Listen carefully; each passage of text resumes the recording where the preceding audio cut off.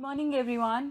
आज हम आपकी लेखन कौशल संबंधी दो व्याकरण के विषय पढ़ेंगे, यानी अनुच्छेद और पत्र, और इन्हें समझेंगे कि अनुच्छेद किस प्रकार लिखा जाता है और पत्र लिखने का क्या स्वरूप होता है, उसका क्या प्रारूप है, उसे किन अंशों में बांटा जाता है, उसे लिखने का क्या ढंग होता है, उसे आज हम समझेंगे।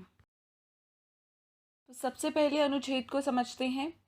किसी एक भाव या विचार को व्यक्त करने के लिए लिखे गए संबद्ध और लघु वाक्य समूह को अनुच्छेद लेखन कहते हैं। दूसरे शब्दों में, किसी घटना, दृश्य अथवा विषय को संक्षिप्त किंतु सारगर्भित ढंग से जिस लेखन शैली में प्रस्तुत किया जाता है उसे अनुच्छेद कहा जाता है। तो अगर सरल अर्थों में हमें अनुच्छेद को समझना है, इसका अर्थ हुआ कि लघु वाक्य समूह, यानी वाक्यों का एक समूह होता है अनुच्छेद, जिसमें बहुत सारे वाक्य होते हैं।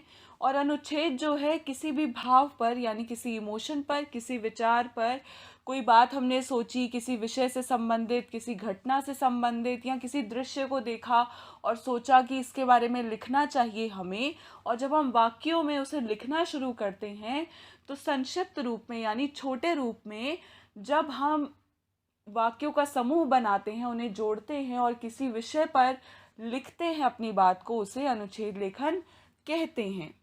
तो अनुच्छेद लेखन क्या हुआ?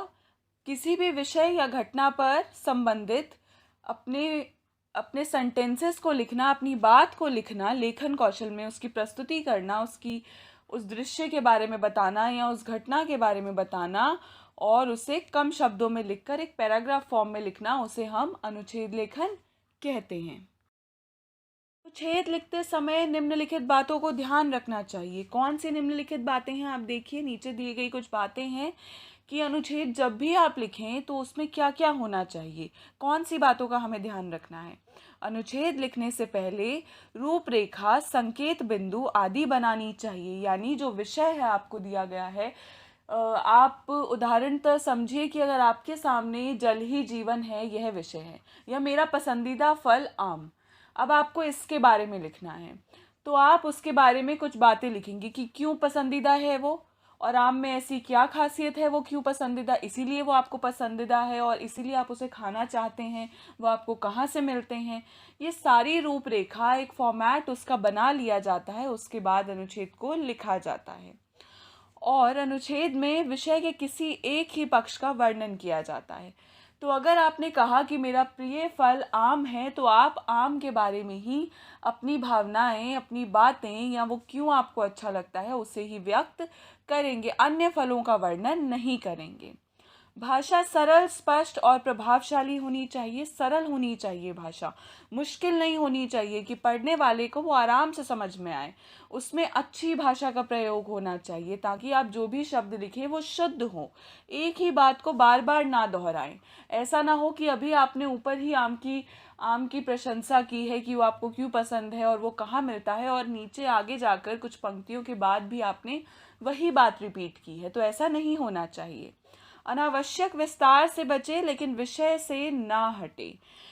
जो शब्द सीमा है उसका ध्यान रखना चाहिए। अनुच्छेद में एक शब्द सीमा दी होती है कि इतने ही शब्दों का अनुच्छेद होना चाहिए, उसी को ध्यान में रखते हुए हमें अनुच्छेद लिखना है, वो पैराग्राफ उस विषय पर लिखना है। इसके साथ ही पूरे अनुच्छेद में एक रूपता होनी चाहिए, यानी जो अनुच्छेद आप लिख रहे हैं वो उसी विषय पर आधारित हो जिस विषय की बात आप कर रहे हैं। विषय से संबंधित सूक्ति अथवा कविता की पंक्तियों का भी प्रयोग कर सकते हैं। तो अगर आपके पास कोई आम से संबंधित या प्रिय फल से संबंधित कोई कविता है तो आप उसे उस अनुच्छेद में ऐड कर सकते हैं। तो इस तरह की बातें हमें ध्यान रखनी है जब भी हम अनुच्छेद लिखें। आपके सामने एक उदाहरण है अनुच्छेद का, विद्यालय की प्रार्थना सभा यानी असेंबली। तो प्रत्येक विद्यालय के लिए प्रार्थना सभा बहुत महत्वपूर्ण होती है। प्रत्येक विद्यालय में, यानी हर एक विद्यालय में सबसे पहले प्रार्थना सभा का आयोजन किया जाता है। इन सभी में सभी विद्यार्थी व अध्यापक अध्यापिकाओं का सम्मिलित होना अति आवश्यक होता है। प्रार्थना सभा केवल ईश्वर का ध्यान करने के लिए ही नहीं होती, बल्कि हमें अनुशासन भी सिखाती है, डिसिप्लिन भी सिखाती है। हमारे विद्यालय की प्रार्थना सभा में ईश्वर की आराधना के बाद किसी एक कक्षा के विद्यार्थी द्वारा किसी एक विषय पर कविता, दोहे, विचार, भाषण, लघु नाटिका आदि प्रस्तुत किए जाते हैं। तो आपने भी देखा है कि जब भी असेंबली होती है आपके स्कूल में, विद्यालय में, तो उसमें क्या क्या होता है। जब आप ईश्वर की प्रार्थना कर लेते हैं, उसके बाद क्या क्या चीज़ें होती हैं, उसका वर्णन आप उस अनुच्छेद में करेंगे। तो इसी तरह एक अनुच्छेद लिखना होता है। अब आप देख रहे हैं पत्र। तो पत्र कैसे लिखा जाता है और पत्र क्यों लिखते हैं हम? एक व्यक्ति जो अपनी भावनाओं को एक कागज़ के पत्र पर लिखकर दूसरे व्यक्ति के सामने प्रकट करता है, तो ऐसी प्रक्रिया पत्र कहलाती है। यानी एक व्यक्ति ने अपने भावों को, अपने विचार जो हैं या कोई मैसेज जो है वो दूसरे तक पहुंचाना है और वो उसे कागज़ पर लिखकर दूसरे तक पहुंचाता है, तो उसे पत्र कहते हैं। उसे क्या कहते हैं? लेटर राइटिंग या एप्लीकेशन कहते हैं। पत्र लेखन को चिट्ठी के नाम से भी जाना जाता है। जब कोई व्यक्ति अपनी भावनाओं को दूसरे के सामने प्रकट करता है, तो पत्र प्राप्त करने वाला व्यक्ति भी उस पत्र का जवाब पत्र के माध्यम से ही देता है, दूसरे व्यक्ति तक पहुंचाता है। अगर एक व्यक्ति ने पत्र लिखकर अपनी बात को कहा, तो सामने वाला व्यक्ति भी उसका उत्तर पत्र लिखकर ही देता है। पूर्व समय में एक स्थान से दूसरे स्थान पर संदेश भेजे जाते थे। कैसे भेजे जाते थे? पत्र के माध्यम से, क्योंकि पहले मोबाइल फ़ोन, टेलीविज़न, ये सारी चीज़ें नहीं होती थी। तो सभी लोगों को अगर किसी को किसी के पास संदेश पहुंचाना है, तो वो पत्र लिखकर या चिट्ठी भेजकर पहुंचाया करते थे। तो पत्र कितने प्रकार के होते हैं? पत्र 2 प्रकार के होते हैं, औपचारिक पत्र और अनौपचारिक पत्र। औपचारिक पत्र किसे कहते हैं? औपचारिक पत्र की खासियत यह होती है कि उसमें प्रार्थना सभा, अवकाश, शिकायत, सुधार, आवेदन के लिए पत्र लिखे जाते हैं। ये कार्यालयी होते हैं, यानी दुकानदार, प्रशासन, व्यापारी, कंपनी, प्रिंसिपल, इन सभी को ये पत्र लिखे जाते हैं। कोई सूचना या संदेश या शिकायती पत्र दिए जाते हैं। तो ये हो गए औपचारिक पत्र, यानी ऑफिशियल पत्र, जो हम ऑफिशियल एप्लीकेशन या लेटर होती है जो हम किसको देते हैं। जैसे आप ऑफिशियल लेटर किसे देते हैं? एप्लीकेशन आप अपने स्कूल में देते हैं कि आज मुझे छुट्टी लेनी है, तो इसीलिए अवकाश पत्र देते हैं। या आज आप बीमार हैं, या आपको कहीं जाना है, या आपको टीसी के लिए अप्लाई करना है, ट्रांसफ़र सर्टिफिकेट के लिए, तो ये सारे औपचारिक पत्र हैं। अनौपचारिक पत्र की खास बात यह होती है कि ये एक दूसरे के बीच में प्यार बढ़ाते हैं। तो ये पत्र उन लोगों के बीच में लिखा जाता है, जैसे अपने परिवारजन या अपने रिश्तेदार या अपने किसी दोस्त, मित्र, बहन, भाई, इन सभी के बीच में जब हम पत्र भेजते हैं, इनसे पत्र के माध्यम से बात करते हैं, तो उसे अनौपचारिक पत्र कहते हैं। आप अपने सामने अनौपचारिक पत्र का एक प्रारूप देख रहे हैं कि वो कैसे लिखा जाता है।